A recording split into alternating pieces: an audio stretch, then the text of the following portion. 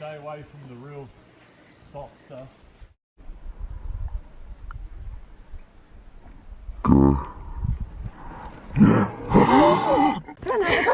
Okay, I'm not.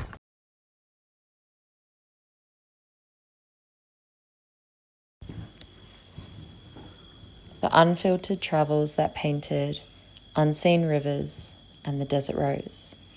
This painting began in the beautiful Larrakia country on the Cox Peninsula in the Northern Territory.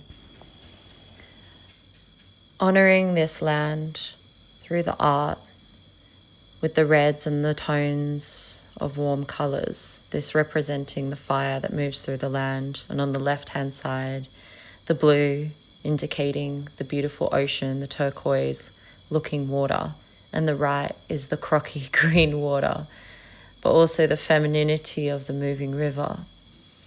In the centre, I wanted it to look like the inside of a tree.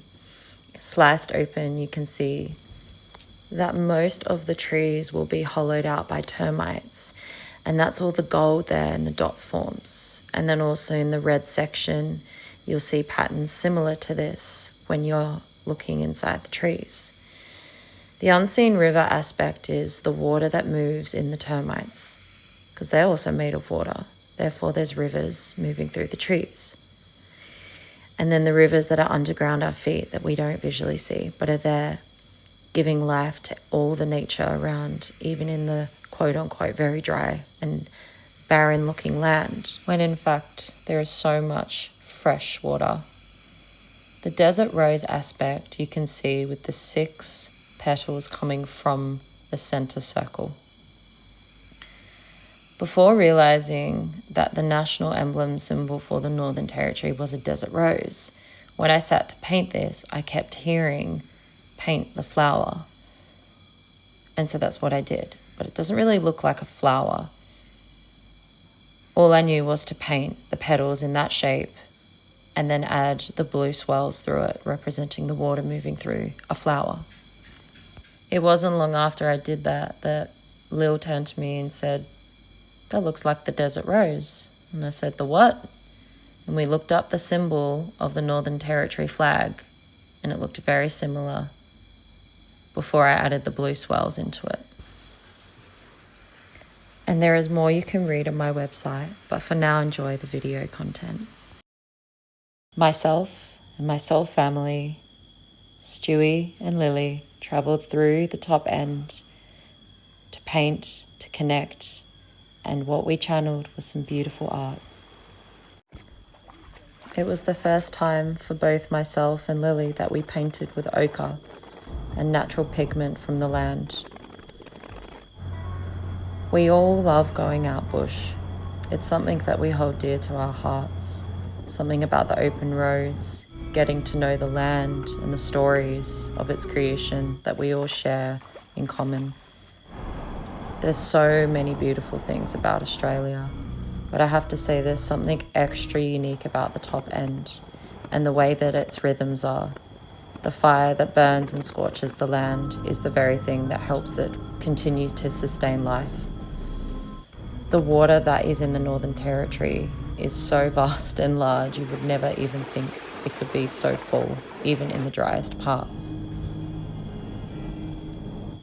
The reality of travelling to find rock art or petroglyphs is not always romantic. It's not always easy. You need a good ute, good four-wheel driving capacity and capabilities to be able to find some of these locations. It's a lot of work sometimes and it's not always fun, but it's worth it. Now crossing croc-infested waters into Arnhem Land. The land here is ancient, and you can feel it reverbing thatness when you're standing before the tall escarpments. You also hear it when you're passing through the land in the forms of the sounds that you're hearing, the wind, the water, and especially when you're in the presence of something cultural, whether that's petroglyphs, or when you learn the local words for the area and sites that you're at and speaking them out loud. It really is the biggest gift to be able to go out and explore Australia, to receive the transmissions, to see the country and be inspired by the textures, the smells, the sounds, the colours, and then the energy that the land has as well. These petroglyphs in Kakadu National Park were incredible. I have never seen such a gallery of petroglyphs before in one spot. And this wasn't even all the spots. In some areas, you're not allowed to film or take photos.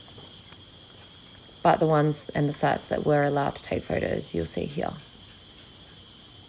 Often these petroglyphs are depicting, what's around the area, the spirits, the taka, where the water is, what's inside, the food.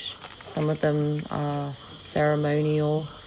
But the best way to really know is to go on the Indigenous tours and be told directly from the custodians, because telling the right stories is really important.